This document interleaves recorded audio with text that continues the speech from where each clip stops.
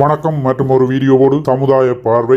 கடந்த 30 வருட 40 வருட காலங்களில் இந்த தமிழ் சமுதாயம் பண்பாடான ஒழுக்கமான சமுதாயமாக, வேறு நாட்டவர்களால் மதிக்கப்படக்கூடிய சமுதாயமாகவும், தவறுகளுக்கு ஒரு பயந்த சமுதாயமாகவும், தவறிழைப்பதற்கு பல தடவைகள் யோசித்து வாழ்க்கை நடத்தக்கூடிய ஒரு சமுதாயமாகவும் வாழ்ந்த இந்த சமுதாயமா இந்த சோசியல் மீடியாக்களில், இந்த டிக்டாக்குகளில் இவ்வளவு கேவலங்கட்ட வசனங்களையும், தரக்குறைவான வசனங்களையும், பெண் சமுதாயத்தை இழிவுபடுத்தும் வசனங்களையும் பாவித்துக் கொள்கின்றார்கள்.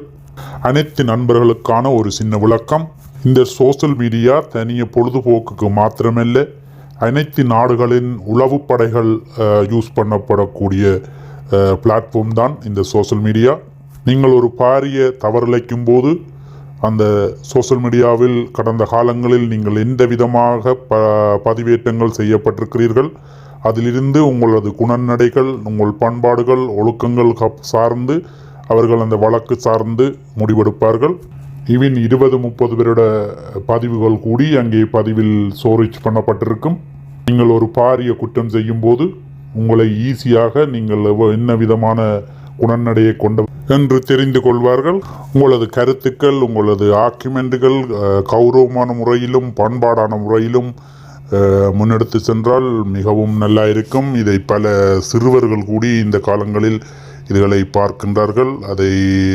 இது ஒரு அடுத்த சந்ததிக்கு நீங்கள் பண்பாட்டை படிப்பிக்கின்றீர்கள் இந்த சோசியல் மீடியா மூலம்.